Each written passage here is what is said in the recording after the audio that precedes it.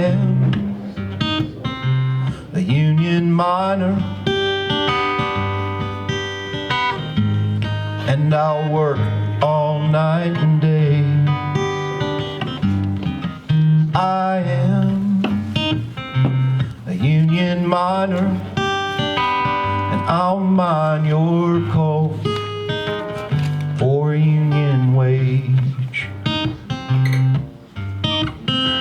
In 17, I left my home for this country's flag. Sit down. Hey, I'm going to be very quick. My name is Chris Garlock. Some of you, that last name may be familiar. My dad is actually a labor historian in the family, did a bunch of research on the Knights of Labor. Still around, still doing labor history stuff. I host and produce Labor History Today podcast. And so two things. One is check it out, Labor History Today, any platform that you use, you can find it. But at lunch, it turned out I was sitting next to Howard, who has oral histories that he did with retired steelworkers.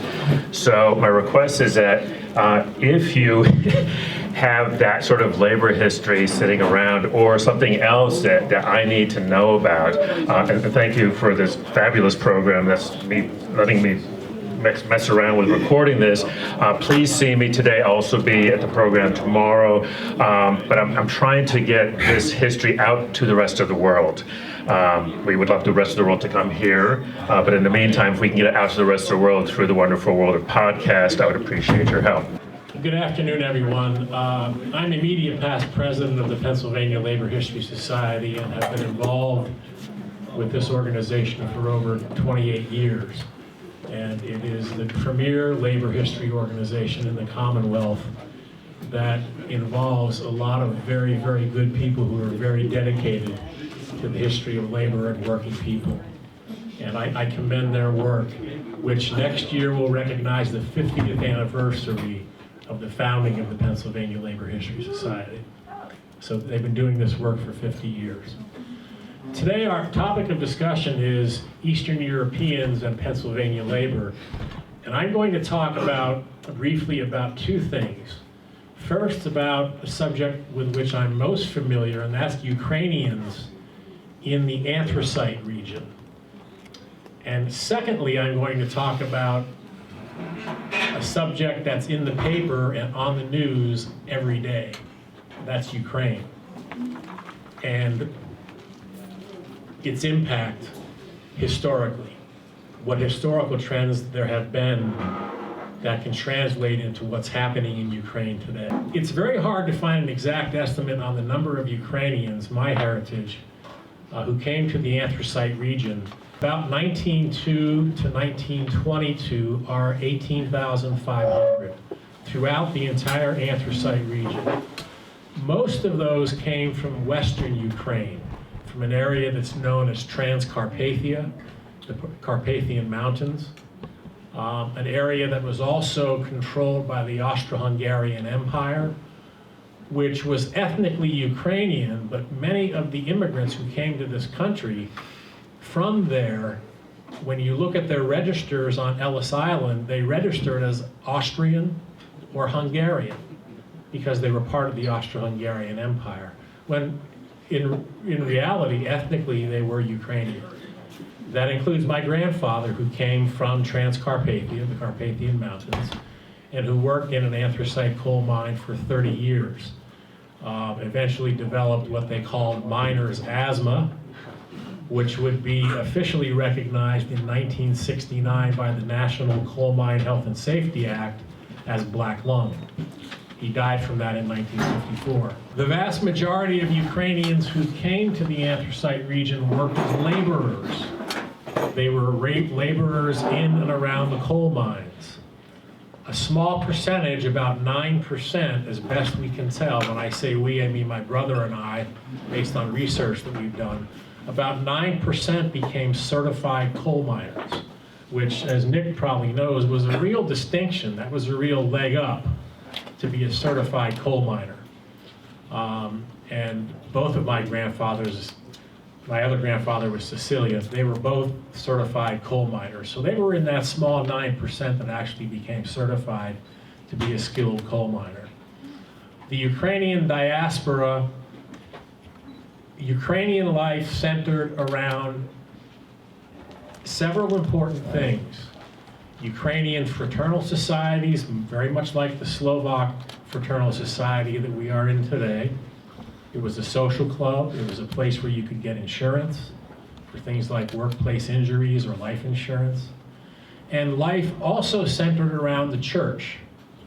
There were two branches of the Ukrainian church, the Ukrainian Orthodox Church and the Ukrainian Greek Catholic Church. Greek because it started in Greece, but was Catholic and was aligned with the Pope in Rome. So there were two types of Ukrainian churches, Orthodox and Greek Catholic. I happen to be Greek Catholic. In recent times, very recent times, the Orthodox Church of Ukraine has split from the Orthodox Church of Russia. Now there are two Orthodox churches in that part of the world, the Ukrainian Orthodox Church and the Russian Orthodox Church. So social life centered around the ethnic fraternal organizations, the churches, and family. And I can't tell you the number of times those Ukrainians knew how to have a good time. Because they sure did. Family, food, beer, music, storytelling, all of those things were very important parts of Ukrainian culture in the anthracite region, and I'm sure the same is true throughout the state in Pittsburgh and other areas as well. I just happen to be more of an expert on anthracite. Younger generations like myself, we spread out, obviously. Mining was no longer an industry. Anthracite is all but dead. And people spread out all over the country for a variety of economic reasons, essentially. I, for example, moved to the Harrisburg area in the early 1980s for economic reasons, for job reasons, because in the anthracite region, and things haven't changed a whole lot, decent jobs are hard to come by.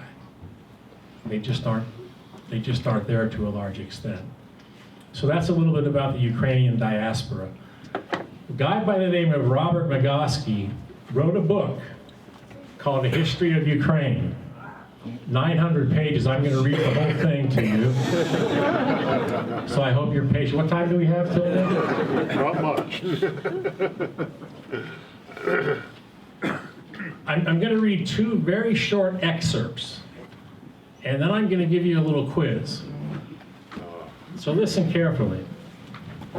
The first universal of the Ukrainian Central Rada, or Congress, to all Ukrainian people, whether residing in Ukraine or beyond its borders. Ukrainian people, a people of peasants, workers, toilers. By your will, you have entrusted the Ukrainian Central Congress to guard the rights and freedoms of the Ukrainian land. Your finest sons, who represent villages, factories, military barracks, Ukrainian communities and associations, have elected us, the Ukrainian Central Congress, and ordered us to stand firm in defense of your rights and freedoms. Let Ukraine be free. Let a national Ukrainian assembly elected by a universal, equal, direct, and secret ballot establish order and harmony in Ukraine. No one can know better what we need than us. No one can know better than our peasants how to manage their own land. Therefore, we wish that after all the lands throughout Russia held by the nobility, the state, the monasteries, and the Tsar have been confiscated and have become the property of all the people, after all of that, Ukrainian lands shall belong to Ukrainians. The Central Russian government has refused to return funds collected from our own land for the needs of our own people, for our schools, for our education, for our organizations. Hence, the Ukrainian people are forced to determine their own destiny. We cannot permit our land to fall into lawlessness and decline. That is why we, the Ukrainian Central Congress, issued this universal to our entire people and proclaimed from this day forth, we shall build our own life. In cities and areas where the Ukrainian population is intermixed with other nationalities, we propose that our citizens immediately come to an agreement and understanding with the democratic elements of these nationalities and jointly begin preparations for a new order. Ukrainian people, your fate lies in your own hands. In this difficult time of universal anarchy and ruin, prove by your unity and your statesmanship that you, a nation of workers and tillers of the soil, can proudly take your place beside any organized nation state as an equal among equals. Anybody want to guess what year that was written? 1800s. 2023. 17. 20 or 21? 1917. 17. Vygotsky argues that there was two periods in Ukrainian history when they were truly free. The first was from 1917 till about 1922, when the Bolsheviks overran the country and it became the Ukrainian Soviet Socialist Republic. And the second was after, the second time they were truly a free country was after the fall of the Soviet Union in the late 80s, early 90s. That's the second time up until now that they were truly a free country. I've been in Ukraine several times. In 2015, they overthrew the pro-Russian president, Viktor Yanukovych, and he fled to Russia. The popular uprising overthrew him. And in Maidan is the public square, a very large public square in the middle of Kiev. On the one side was a Stalin-esque built hotel, built during the Stalin era. They called them the wedding cake buildings. Looked like a wedding cake, you know? And on the other side, there was another building with a big banner erected by students of the university in Kiev that said, "Freedom is our religion." Freedom is our religion. That was in 1915. Now I'm going to bring you up to date. Again, this is very brief.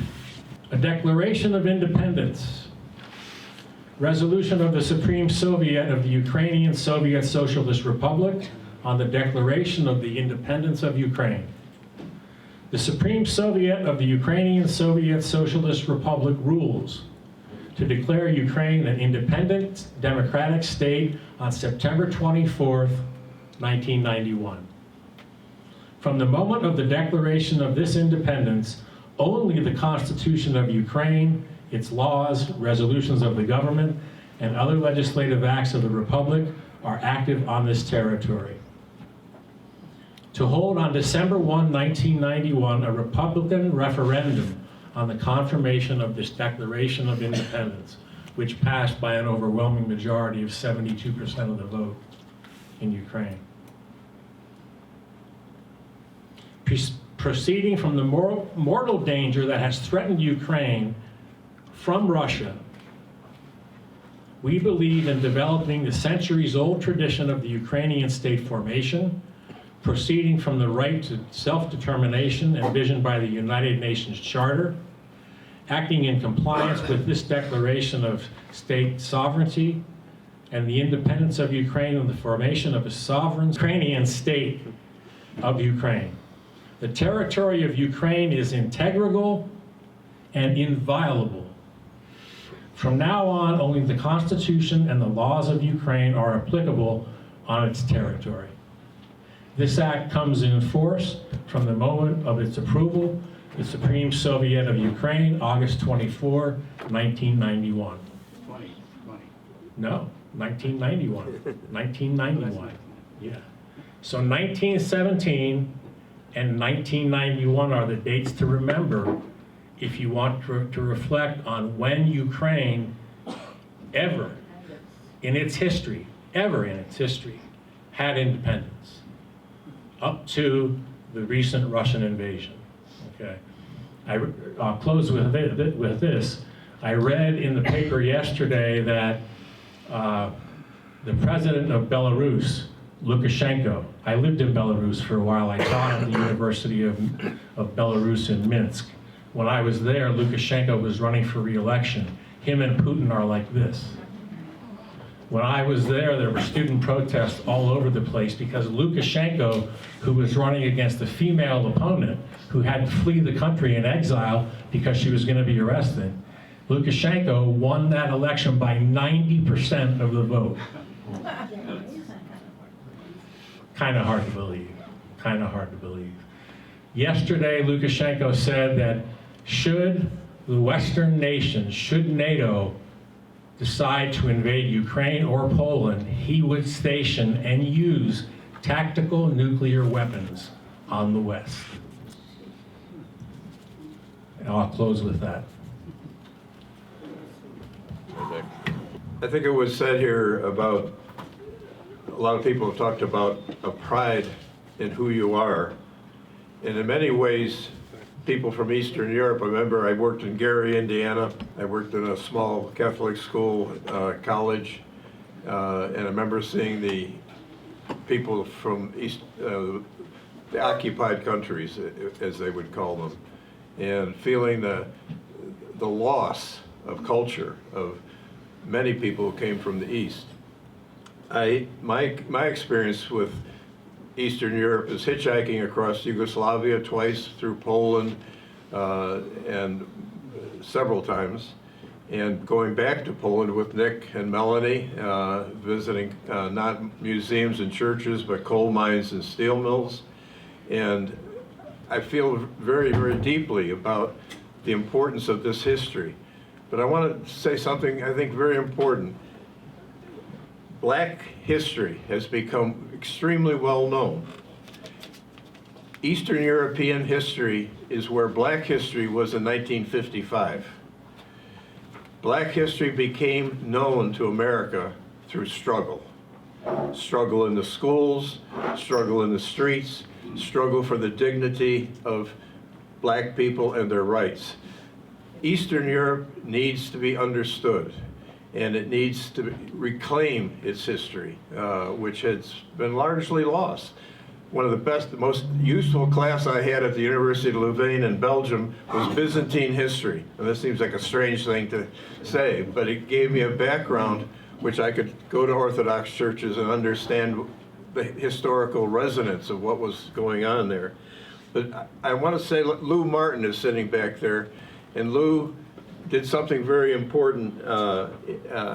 He gave a program about 1968 in Westinghouse High School, where the black students walked out for what? For their history to be respected, for books on their history to be put in their library. There were none in a largely black school. They stood up, they got it, they got black teachers. They had, I think, only one black teacher at that time. They got black teachers, they eventually got a black principal, and they got black books, and they got black history.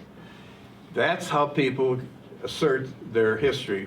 The history we learned was all from Western Europe. If we learned much at all, we learned England, France, Italy, maybe some Northern Italy or whatever, but and a little bit about Spain and colonialization and all that. But we knew nothing about the East. And yet we look around. Pennsylvania especially, that's where the roots are and the complexities are. And it's a very complex and deep history with many, many layers and many mixtures. It's not simple to try to penetrate. I remember the greatest historian of Poland, a guy named Norman Davies, at least in the English language, wrote a couple of masterful major histories. And also he wrote a history of Europe, looking at Europe from the East rather than looking at it from the West, which is how we always have been taught it. And when they questioned the Polish people, when we would meet, they'd say, "You got to read Norman Davies." I'd say, "Oh yeah, I've been reading him, believe me." And they'd say, "It's amazing. Somebody who's an Englishman can understand us so well." And then they'd hesitate. And they'd say, "But he married a Polish woman." I married a Polish woman. And I certainly have a great deal of respect for the experience of the Eastern European peoples, whether it be in the coal mines, the steel mills, a great deal of the mechanics, machinists, etc. I had a PhD in philosophy. It took me 7.5 years. It took me 7.5 years to become a competent machinist and walk through the door of Union Switch and Signal and be able to cut steel to 2/1000ths of an inch. That is as equally requires intelligence and knowledge and skill and concentration as it does to sit in front of a room and bullshit about history or whatever. So I think what many people have said here is about the nobility, what John Brophy stood for, was the nobility of the knowledge of the hand, of the community, of the traditions, of the love of each other. That's the real history, and we all have it. And we really need to try to understand on a deeper level, I think, this big gap in our history, and it's based on class. The real prejudice against Eastern European history is that it's the working class, people who got their hands dirty. That's the prejudice that's at the root of it, and it's wrong. It's totally wrong. And so I'm so pleased to be here as a part of this program, to hear the wonderful talk on John Brophy and how he really believed in the nobility of labor, and the nobility of truth, the nobility of woman. That if this world is going any chance of being saved, it's because the women stand up and take more and more control. We're in trouble, folks. We're in trouble. And part of the way out of it, respect for women, respect for labor, respect for history. And I'd like Nick to talk a little bit about the book Hunky. The book called Hunky is a story. It's a historic fiction.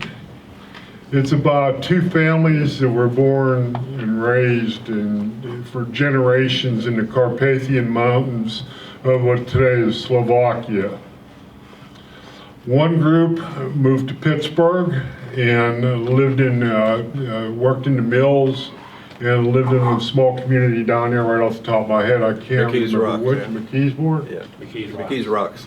Oh, that's right. It was in the rocks. Yep. McKee's Rocks, a place I really love. But the other family was in Somerset County mining coal.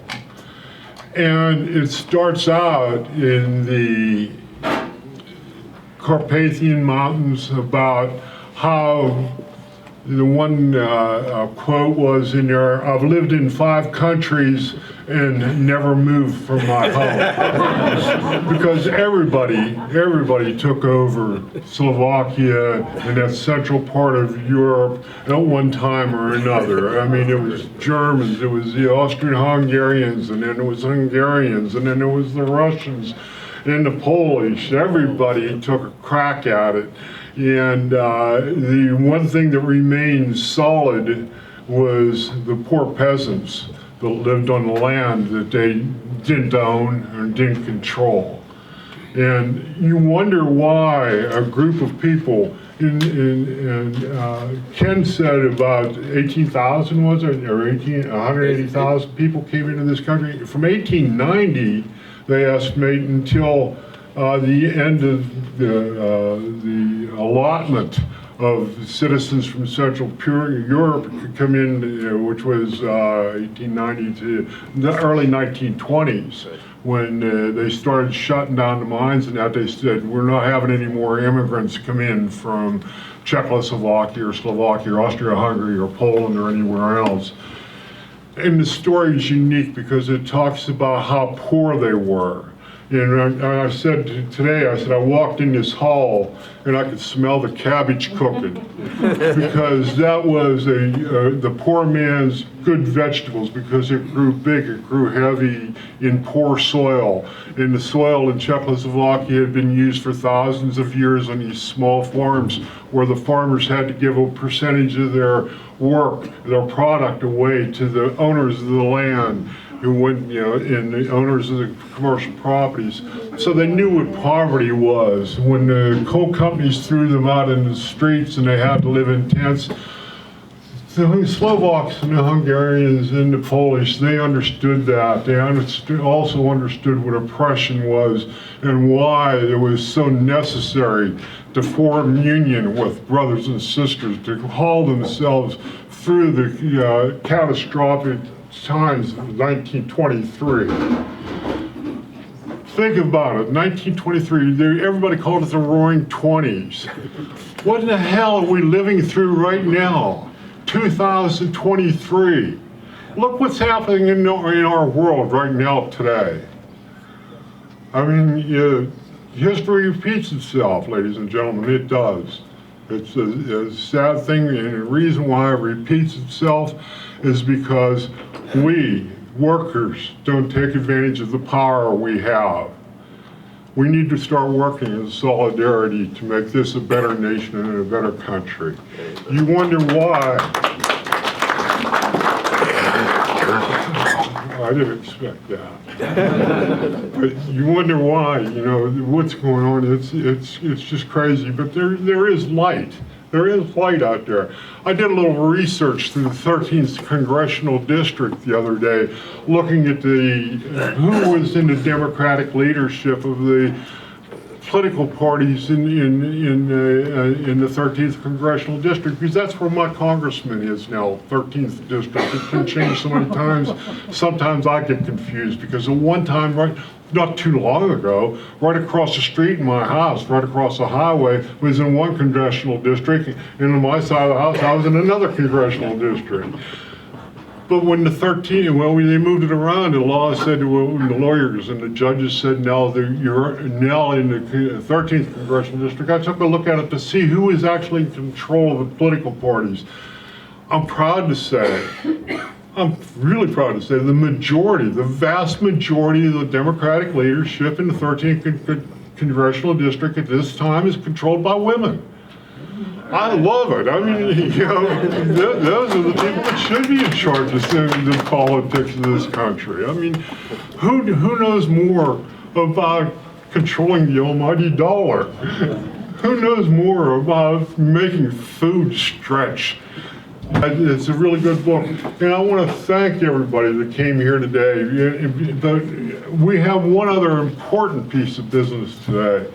We have people who we're going to honor today for their dedication and commitment to the labor movement, and we should get on with that process and let this old dumb coal miner kind of wallow back here in his chair and smile, because I'm glad you're here, because I hope to God you've learned something here today. If not, a thing of education you got to learn and talk to the person that sits beside you at the table or across the table from you, and learn a little bit about their lives and their desires and hope for the future. This is, this is an open mic. So anybody that wants to come up here and talk, we have one. I just want Charlie to hold up Millie's book and mention. The Miners of Windber, I think most people here know of it, a very important book. We really want to honor Millie very much for what she did, and her health is very poor. She's really struggling, but she is here in spirit, and we're so happy that we have it being filmed so that she can see it. And I know she loved this town. Mine 40 was where her heart has always been, and she came back to this town from the south, and she wrote this book. It's an act of love. It's the story of the Miners of Windber. It can be got through Penn State Press. And this is now also an open mic. Does anybody want to talk or any questions? Real quick, I don't need an open mic, but James Michener, the author, he wrote the book Hawaii. He also wrote a book Poland. Yes. And it's about the history of Poland. It's a novel. It's not all history. But he was so taken with the country and with the people that he wrote a book Poland. And some of the central characters in the book are women. Yeah. There are two women that set out from Poland and came back with horses and things like that. And they didn't get to keep all the horses, but it's a thick book, but it's a good read. And The Miners of Windber is a wonderful book. Thank you. There's also a book on Eastern European immigration to Johnstown. Eva Moroska wrote it, and she did her doctoral dissertation on that. And it's called For Bread with Butter. And it's really, and it hits all the Eastern European ethnicities. Thank you. Opportunity to learn from the history of what this has been shared today. in Johnstown, Pennsylvania. It's known as the poorest small city in Pennsylvania. The people are impoverished. And if we don't address the unmet needs of the impoverished, which were, we understand here now, the workers, and they were deliberately kept impoverished to feed a system that now we know is very sick. And in the book, a modern book called The Myth of Normal by Dr. Gabor Mate, he talks about this disease, and he says that sickness and illness is a normal response to disease. So when we look at how much sickness there is in our country, without looking at this disease that lacks morality, that lacks respect, that lacks responsibility, then it's no wonder that we're all using medications or drugs to cope with that disease.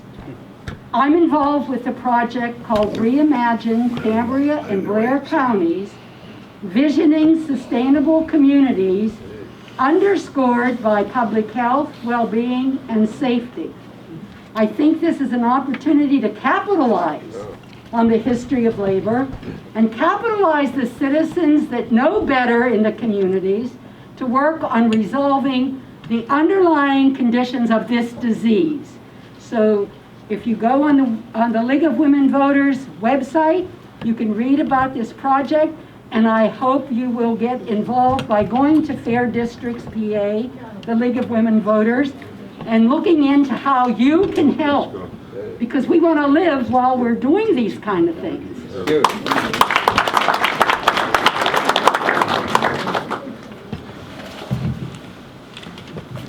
Okay, another book, I don't know if, I guess most of you have probably heard of, is Patchtown 40, about the coal miners' strike in 1923, written by Damian Dressick.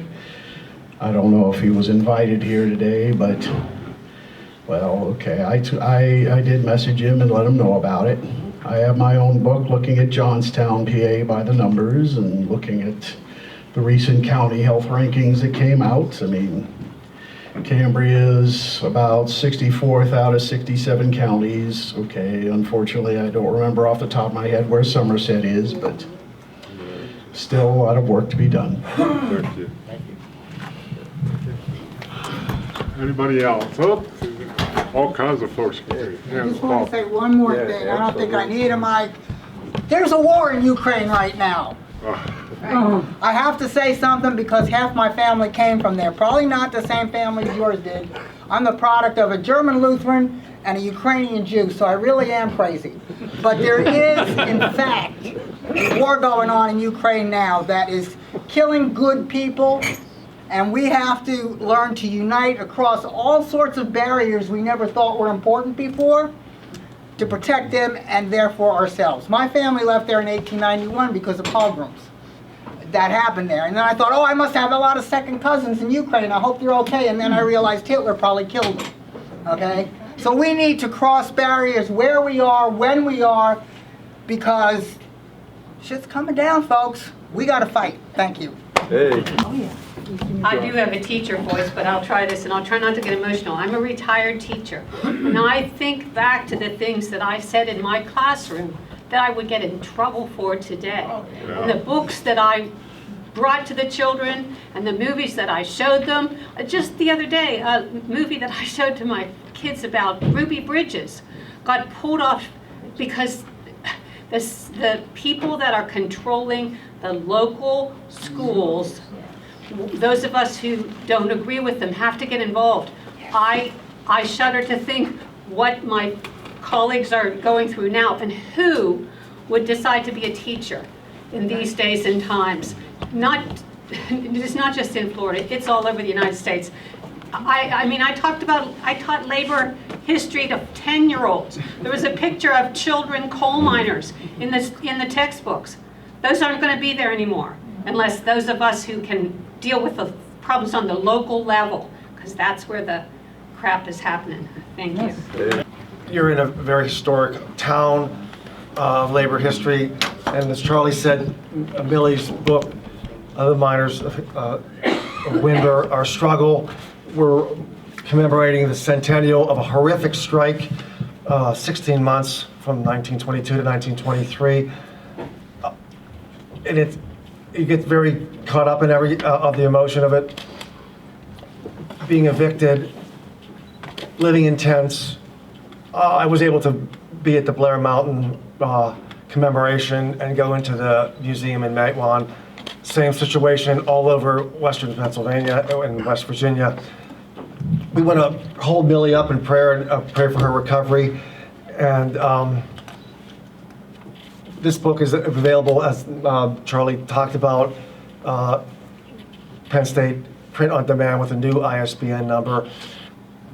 And I want to also talk about, we commemorated this on the Labor Day of 1922 at Bantley Place, which is where these miners of the farm that they gathered for their organization were able to rent that space. We will also be gathering Labor Day of 2023, this Labor Day for the centennial, September 4th, if you're able to make it. And we will, as everyone has brought it, tell the story of the immigrant miner, our grandfathers, great-grandfathers, grandmothers, and their struggle.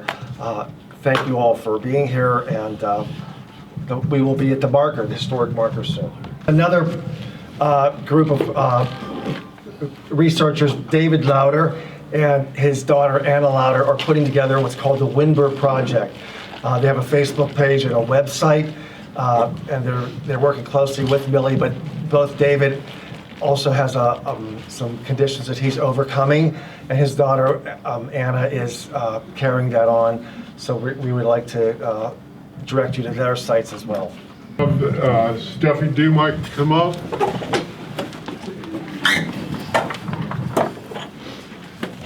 My favorite steel worker.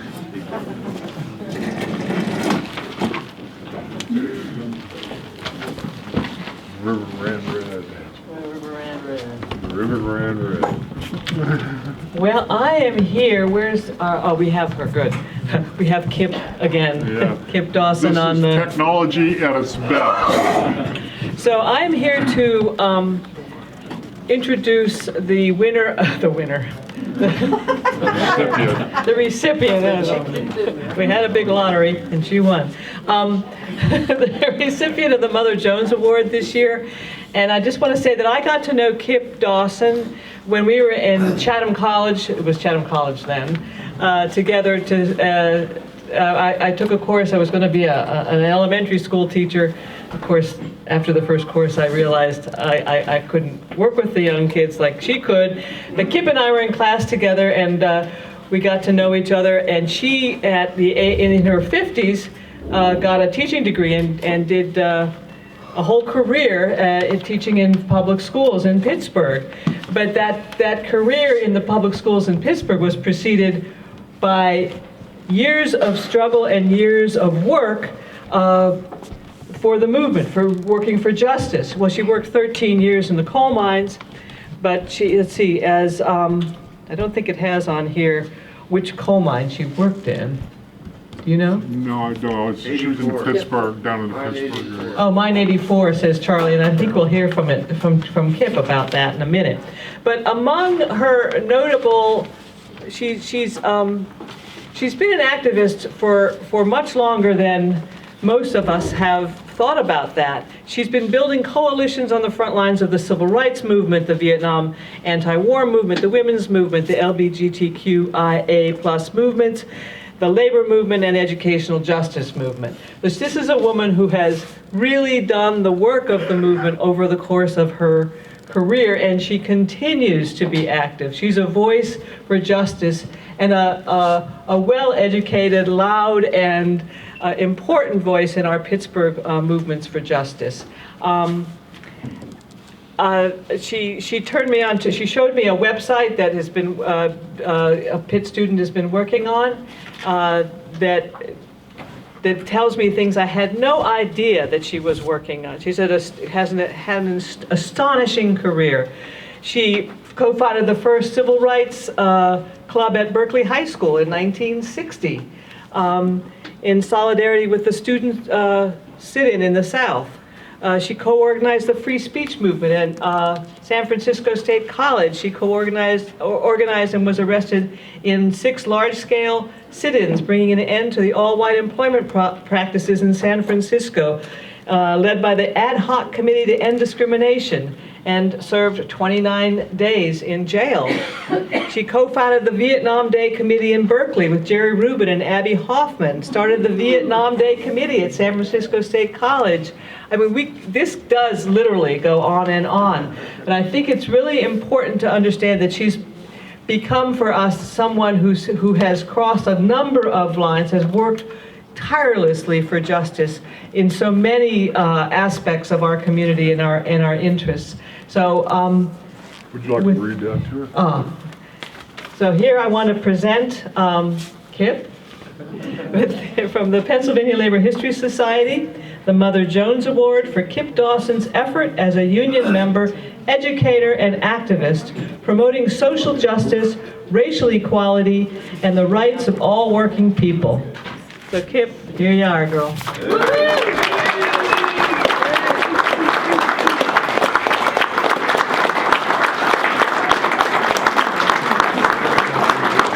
I think we have an opportunity to hear from Kip. You ready, Kip? Yeah, I am as ready as I'll ever be. Thank you so very much, Steffi, for that presentation. This is a huge honor, but I have to say it's an honor that especially is coming home to me after listening to today's programs here. I have always said, and I will always say, that I have been very lucky to be picked up by the waves of history that we've been talking about here today and being a part of so many amazing things. But there's one thing that has come home to me amazingly strongly today, listening to you, and that is that my roots in this country, in the United States, are the same as those that you're talking about here, from Eastern Europe, around the same time that we have been talking about today. My grandparents were Jews who fled to the United States right around the beginning of World War I in order to escape the pogroms and the drafting into the Tsarist army from Poland, where my grandparents are from. And they came here on time to be a part of the things that we are commemorating right now. The union organizing drives that were happening in Pennsylvania, they settled in Erie, my grandparents did. And they were buoyed by the Russian Revolution and the changes that were going on in Europe in a positive sense in their way. But my grandmother's husband was an organizer too. As Lou Martin's there, he can tell you more about this too. He helped me to learn more about this and looking into things. One of the things that my grandparents were very involved in was organizing solidarity with the United Mine Workers and the miners who were trying to organize not only in Pennsylvania, but including in Pennsylvania, the ones that we have been talking about and commemorating here.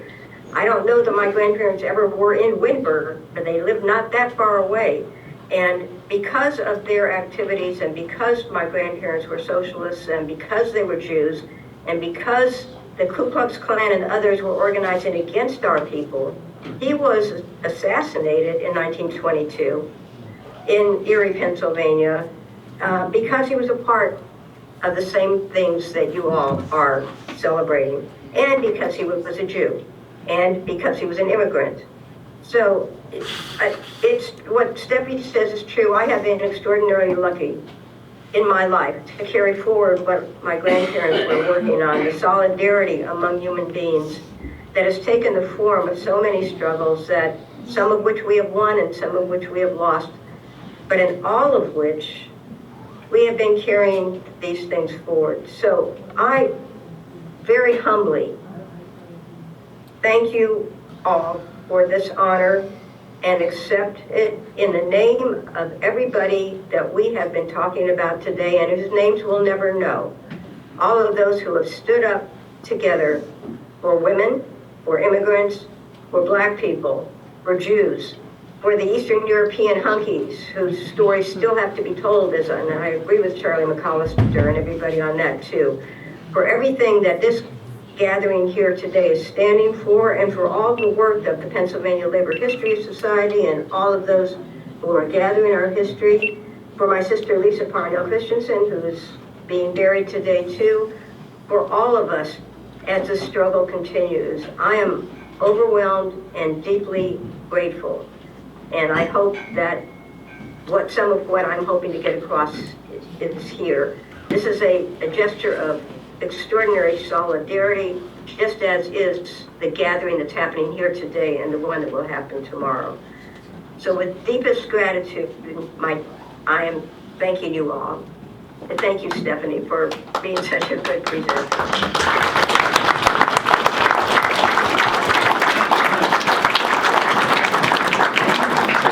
I'm here, I'm very honored to present the John Brennan Award for Worker for Labor Education, and also the Erwin Marcus Award for Workers Education. I know those are kind of the same thing, but they are two distinct awards. John Brennan was one of the original founders of this organization, and I never met him, but Charlie tells me he was known for his big, flamboyant handlebar mustache and for his grand oratory style, which was especially appreciated in graveyards at memorial ceremonies. The greatest graveyard speaker in labor history. He could make the stones weep. There you go. I think Erwin would disagree with you, although he never heard him. I think he would say Paul Fuller was the greatest graveyard speaker, maybe the greatest funeral orator. Anyway, that's about all I know about John Brennan, but he worked tirelessly for this organization and for workers' rights and in education. Erwin Marcus is my late husband, who was, by the way, I had enough sense to marry a Polish man, right? Polish Jew, and whose family came to this country by a very interesting story, which I'm not going to tell you. But he was an amazing educator. He overcame really a lot of his own issues. I think today he would be considered on the spectrum. He was definitely on the spectrum, there's no doubt about that. And so he did his own thing, but it was in a day and time where you could do your own thing.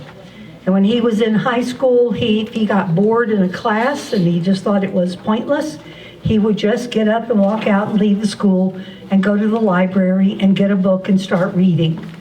And I've got books at home. He outlined every biography in the Allentown Library. Went to college, was able to get through, not with a great GPA, went on, got a PhD at Lehigh, finally was, settled into the one thing he really was interested in. And his degree actually was in, his first degree was from Penn State in economics, and his second degree was also in economics and kind of labor. I'm not really sure what it was in. Economic history, the history of economic thought. And so he came to IUP in 1965 and taught there for 37 years and retired in 2002. He was always interested in the underdog. He did all kinds of amazing research. He taught the first labor history class at IUP. He taught the first African American history class at IUP. He encouraged one of his colleagues and helped her develop the first women's history class at IUP.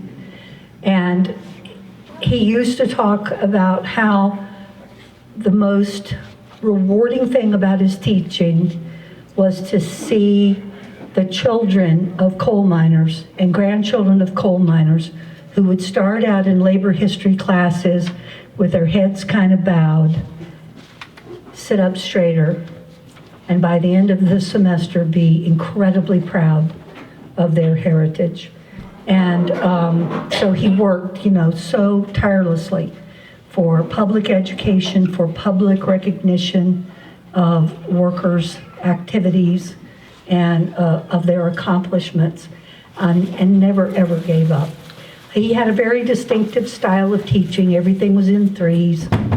And people would say, oh, I just gave the best Irwin-esque speech because it would have 3 parts. And, but anyway, so I'm very happy to award this to John Lepley, who actually was Irwin's absolute favorite student ever. I have to say, I had a student at the time who was working on a senior thesis with me, and John was working with Irwin. And in one single day, it was in the summer, my student called me on the phone and said, I have spent 2 hours in the library today reading microfilm newspapers, and I didn't find a thing. I think I need a new topic. And I thought, maybe you need a new career. Then John came through to see Irwin, and after John left, Irwin said, I have a rule of thumb that when I'm working with a student, if they're doing their research within 6 months, they should know more than I do about the topic. I've been working with John for 2 months. He knows more than I do about the topic. And I said, you want to trade students? And he said, no. So he's always very proud of you, John. He would be so proud of what you've done. John has been 13 years with the steel workers in their education department doing labor education. He doesn't have Kip's long track record, but he's just getting started. He's just a baby boy. And he's coming along. But I'm so pleased to be able to give him this award today.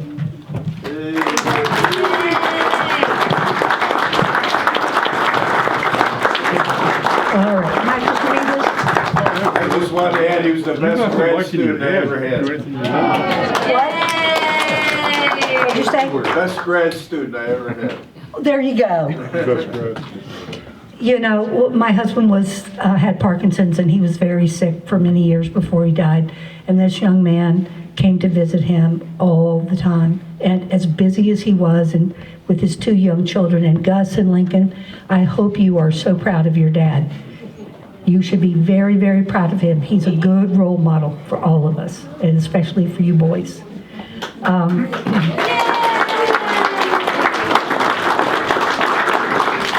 right, I'll read this. When dreams may grow as young vines planted in the spring, their roots thrust down in deepest soil of truth, till workers all the fruits of understanding bring, born from our borders in the hands of youth. This is Hilda Smith, founding mother of workers' education. It says, freedom doesn't come like a bird on the wing. You've got to work for it, fight for it, day and night for it. And every generation has got to win it again. Pass it on to your children, brother. Pass it on to your children, sister. That's a song from the film, The Inheritance. So this award is for outstanding efforts for education and training for union members at the United Steelworkers and promoting our rich labor history. Congratulations.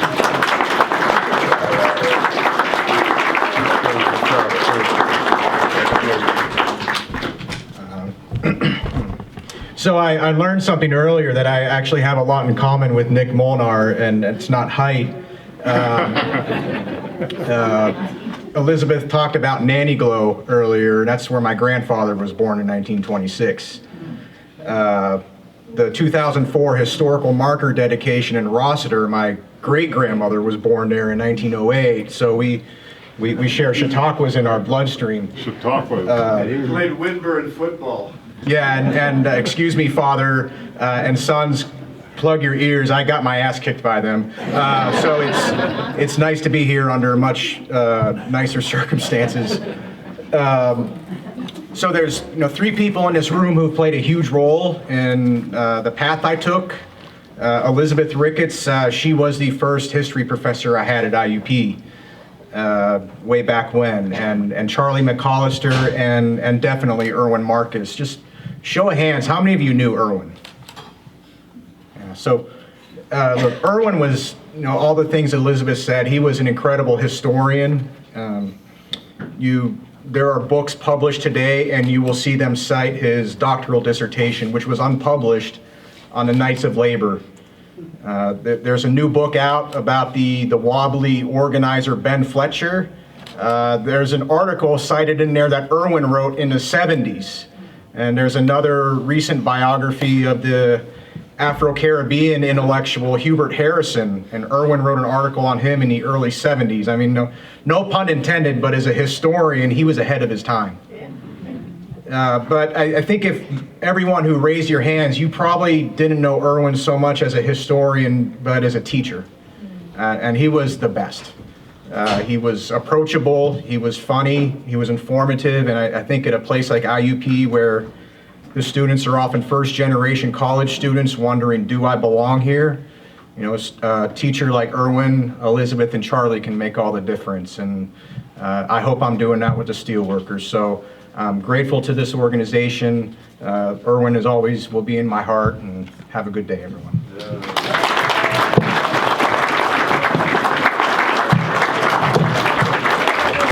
Is a friend of mine, so I get to in a way kind of roast her and congratulate her and honor her at the same time.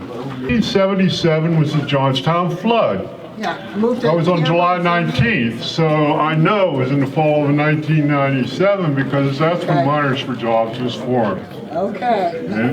Yeah. 77. No, Yeah, 77. No, we didn't move to Cambria County until 78. And the reason why I bring that up, and I'm not going to stand here and argue with them. My wife said I should be careful what I say about Amy, but I can always say the truth. So. Please don't. Well, I mentioned it, the Johnstown flood. 84 people were killed. Hundreds of businesses were destroyed. Coal mines and steel mills were flooded. Mining and steel companies were making decisions that were going to have even worse long-term, long-range devastation and heartbreak on the surrounding communities.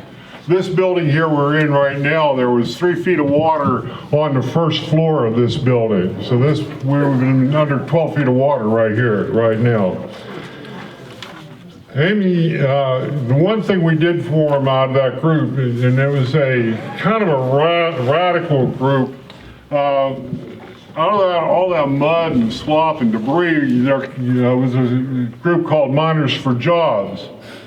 And that's where I first met Amy, as I said. We fought, we begged, everything we could think of to try to save our communities and our jobs. I mean, it was devastating here. She was one hell of a hard worker. She was brash. She was opinionated and deeply cared about people. She organized a group of women and men to form Miners Community Food Pantries. She and her organization established food pantries throughout not only Cambria County and Somerset counties, but also the surrounding areas, and served all dislocated workers. These food pantries not only provided supplementary food, they provided a network of communications that brought people together in solidarity during one of the worst times of their lives. Amy moved on with her life in 1984 and went to work for the Communication Workers of America, organizing Ohio State workers. In 1986, she moved on to work for the Service Employees Union, 1199P, servicing nursing homes. In 1987 to 89, she went to work on a job search program where she designed, wrote, obtained funding for dislocated workers and helped write resumes, did job searches, and more importantly, explained to workers that being laid off was not their fault nor their unions. In 1989 through 1997, she went to work for the Service Employees International Union.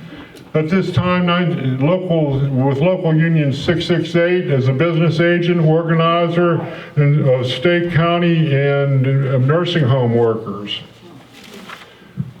She transferred to the Service Employees International Union 595 as an organizing director for public workers, janitors, and healthcare workers.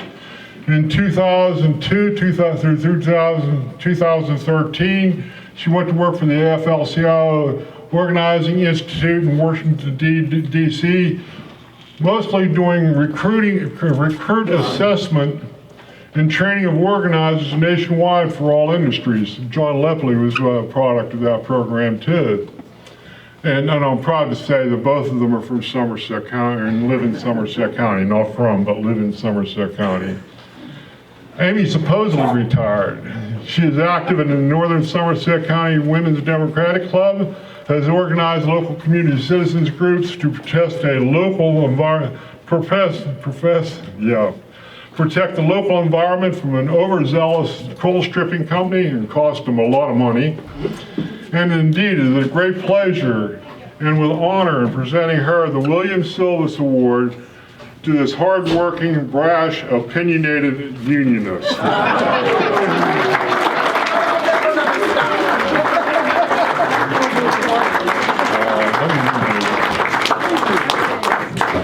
The William Silvis Award, Pennsylvania Labor History Society, the William Silvis President of the Molders Union and National Labor Union, was the champion of the unity and solidarity of all workers regardless of race or gender.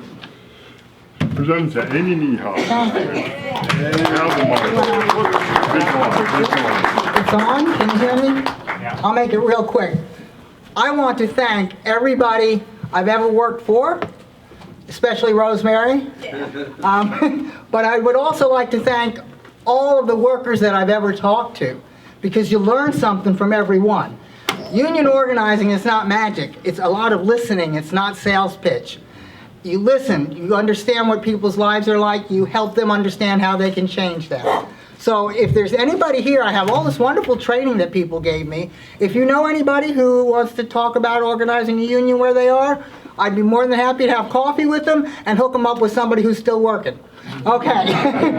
And as far as the strip mine goes, how many of you have ever heard of Clear Shade Creek? Okay. Beautiful, pristine wild trout stream. How many of you have ever heard of Spruce Run? Also a naturally reproducing wild trout stream that goes through my backyard. Today's the first day of trout and I'm not out there, so, but I just had a conference call with DEP trying to protect the headwaters of Spruce Run. It goes through my property, that's what he was referring to. Actually, God has a sense of humor, and she is funny, because I was fighting to protect the creek at the bottom of Hill 34. It turns out when they got over to that side of the hill, there wasn't as much coal as they thought there was going to be. We wound up saving them money. Oh, well. Thank you very much, but mostly I want to thank all the people I've had the pleasure and the honor to work with, rank and file workers, everything from physicists at Berkeley to nursing home workers. All have a lot in common. And I don't know that our new generation is ready to pull them together yet, so we better get busy. Thank you. You go to the marker up here in the center of town. If you go out this street here and make a left, you'll end up right in front of it. It's only a block and a half away. I am a union miner, and I'll work all night and day. I am a union miner, and I'll mine your coal for a union wage. In 17, I left my home this country's flag. I fought the war. By 21 in my hometown, hey, I weren't welcome in the Legion Hall no more, because I am a Union miner, and I'll mine your coal for a Union wage. And for that wage, I'll lay my life when I march down from Marmet, armed with my Colt and Winchester, a red bandana tied about my neck. I am a Union miner. Ladies and gentlemen, I'll see you all, or most all of you, tomorrow in Lilly, Pennsylvania, where we'll be talking about the KKK and the repercussions of what's going on with that little issue in this neighborhood. And I hope Kip Sinatra is going to be able to be with us again tomorrow. All right. Thank you, ladies and gentlemen. Have a great day. I hope you all learned a little something. And I hope you have something to carry back home with you to share with your friends, family, and children.